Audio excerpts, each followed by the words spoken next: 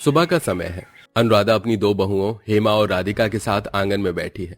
राधिका अपने चमकदार कपड़ों और मेकअप में संवर कर बैठी है, जबकि हेमा साधारण कपड़ों में है। हेमा, तुम्हें भी कभी कभी मेकअप कर लेना चाहिए। तुम तो बस ऐसे ही रहती हो। वैसे भी तुम्हारे रंग पर कुछ भी सूट नहीं करेगा। मैं कोशिश कर रही हूँ, लेकिन मुझे मेकअप करना नहीं आता। कोशिश भी करोगी तो क्या फायदा? वैसे भी काले रंग पर मेकअप क्या जादू कर सकता है? ये सुनते ही हेमा का चेहरा उदास हो जाता है, लेकिन वो कुछ कहे बिना वहां से उठकर चली जाती है। अनुराधा भी राधिका की हंसी में शामिल होती है। तुम बिल्कुल सही कह रही हो। कुछ लोगों पर खूबसूरती नहीं आती, चाहे वे कितना भी कोशिश कर लें। माँ जी, ये सच है। वैसे भी खूबसूरती भगवान की देन होती है और सबके नसीब में नहीं होती। हेमा अपने कमरे में उदास बैठी है। वो शीशे के सामने खड़ी होकर अपना चेहरा देखती है और सोचती है कि आखिर वो इतनी साधारण क्यों दिखती है। क्या मेरा रंग ही सब कुछ है? क्या इस घर में मुझे कभी कोई स्वीकारेगा नहीं? काश कि मैं भी गोरी होती, बिल्कुल राधिका की तरह, लेकिन अफसोस ऐसा है नहीं। वो मेकअप करने की कोशिश करती है, लेकिन सही तरीके से नहीं कर पाती। तभी दरवाजे पर राधिका आ जाती है। उसे देखकर पहले तो जोर जोर से हंसने लगती है। ओहो, तो आज मेकअप की क्लास चल रही है। लेकिन हेमा, सच कहूँ, तुम जितनी भी कोशिश कर लो, तुम मुझ जैसी नहीं बन सकती। मेरे जैसा रंग पाने के लिए तुम्हें 7 जन्म दूध से नहाना होगा। हेमा की आंखों में आंसू आ जाते हैं, लेकिन वो कुछ नहीं कहती। राधिका हंसते हुए वहां से चली जाती है। राधिका हेमा को इस तरह ताने मारकर जलील करना बहुत अच्छा लगता है, क्योंकि उसे अपनी खूबसूरती का बहुत ज्यादा घमंड था। इसी बीच घर में एक बड़ी पार्टी की तैयारी हो रही थी। पार्टी वाले दिन राधिका ने सुंदर साड़ी पहन रखी थी और मेकअप से चमक रही थी। हेमा भी मेकअप करने की कोशिश करती है, लेकिन उसका मेकअप सही नहीं बनता। जब वो आंगन में आती है तो राधिका उसे देखकर ठहाके लगाती है। हेमा, तुम तो जोकर लग रही हो। कोई इतना बुरा मेकअप कैसे कर सकता है? हे भगवान, अगर तुम्हें मेकअप करवाना था तो मुझसे ही बोल दिया होता। मैं तुम्हारा ठीक ठाक मेकअप कर देती। कम से कम तुम्हें तुम्हारे जैसा मेकअप करके चुड़ैल तो नहीं बनाती। हेमा, सच्ची पार्टी में इस तरह मत आना, हमारा नाम खराब कर दोगी। जाओ, जाकर मुंह धो लो। और जब तुम्हें पता है कि तुम्हें मेकअप करना नहीं आता तो तुम्हें मेकअप करना भी नहीं चाहिए। मेकअप से तुम्हारी काली शक्ल गोरी नहीं हो जाएगी। पहले तो राधिका के ताने सुनकर हेमा परेशान थी, लेकिन अब उसकी सास ने भी उसे ऐसी बातें कह दी थी कि हेमा बर्दाश्त नहीं कर पाती और दौड़कर अपने कमरे में चली जाती है। जिसके बाद वो अपने कमरे में बैठकर रो रही होती है। वो अब और ताने नहीं सह सकती थी। वो एक बैग पैक करती है और घर छोड़ने का फैसला करती है। अब मुझसे और नहीं सहा जाता। शायद यहाँ से दूर चले जाने में ही मेरी भलाई है। ऐसे ससुराल में मैं नहीं रहना चाहती जहाँ पर मेरी कोई इज्जत ही नहीं करता। अरे, मैं काली हूं तो क्या हुआ, मैं भी तो एक इंसान हूँ। वो खुद से ऐसा कहकर घर से निकल जाती है और जंगल की ओर चल पड़ती है। हेमा जंगल के भीतर चल रही होती है, तभी उसे एक झोपड़ी दिखाई देती है। झोपड़ी के अंदर एक बूढ़ी जादूगरनी बैठी होती है, जो बीमार होती है। उसकी हालत से उसकी बीमारी का समझ आ रहा था। कौन है? कौन आया है? मैं हूँ हेमा, मैं यहाँ से गुजर रही थी। आप कौन है और इतने बीमार क्यों हैं? मैं एक जादूगरनी हूँ, लेकिन अब बीमार हूँ। कोई मेरी मदद करने वाला नहीं है। हम जैसी जादूगरनी अक्सर अकेले रहती हैं।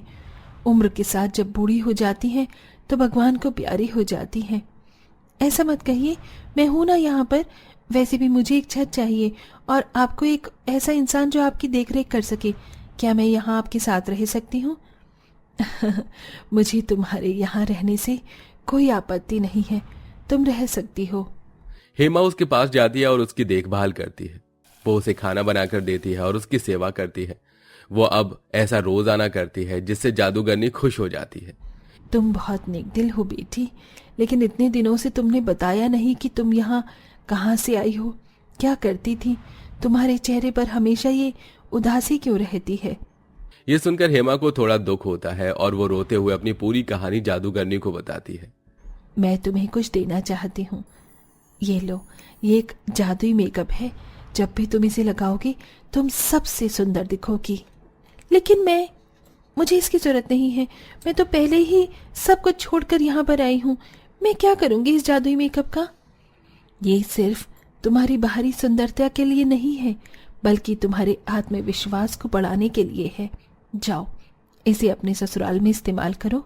तुम्हारे साथ न्याय होगा और सब कुछ ठीक हो जाएगा। तुम्हें परेशान होने की जरूरत नहीं है। अगर कुछ भी गड़बड़ हुई तो मुझे याद कर लेना।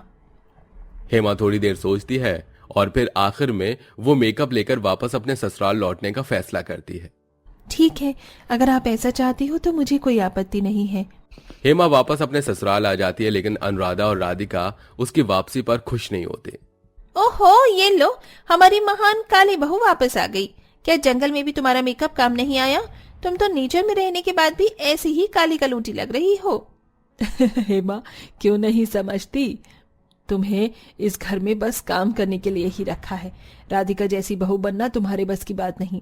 वो तो तुम्हारे ऊपर रहम खाकर मैं अपने बेटे से तुम्हारी शादी करवा दी, नहीं तो अपने बेटे की बहू मैं बिल्कुल राधिका बहू जैसी ही लेकर आती हूँ।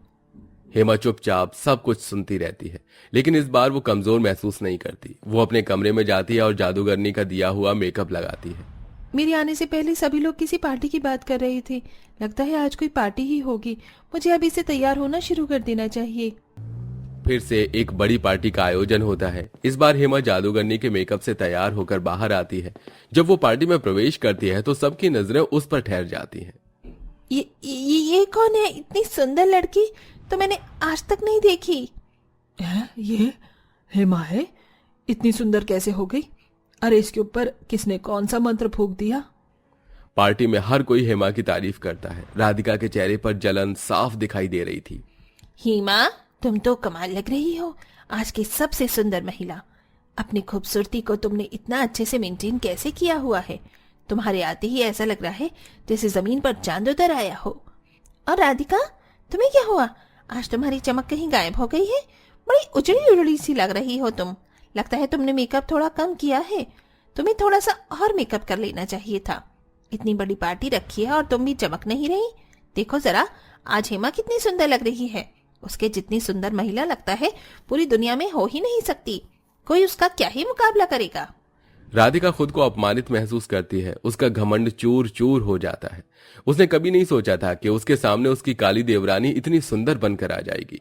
एक उसके मेकअप ने सारा माहौल ही चेंज कर दिया था। लेकिन इसी के चलते राधिका को कहीं न कहीं अब अपनी गलती का भी एहसास हो जाता है। पार्टी के बाद राधिका अकेले में बैठी होती है। वो अपनी गलती महसूस करती है। मैंने हेमा के साथ बहुत गलत किया। मैंने उसके रंग रूप को लेकर उसे नीचे दिखाया, लेकिन असली खूबसूरती तो उसके दिल में है। इतना कुछ बोलने के बाद भी कभी उसने पलट कर जवाब नहीं दिया। आज जब मैं उसे कम नजर आई तो हकीकत में मुझे महसूस हुआ कि जब मैं उसे ताने दिया करती थी तो उसे कितना बुरा लगता होगा। वो हेमा के पास जाती है। हेमा अपने कमरे में पार्टी के बाद आराम कर रही होती है। हेमा, मुझे माफ कर दो। मैंने तुम्हारे साथ बहुत बुरा बर्ताव किया। मैंने तुम्हें सिर्फ तुम्हारे रंग के आधार पर जज किया, जबकि असली सुंदरता तो इंसान के व्यवहार और दिल में होती है। राधिका, माफी मांगने की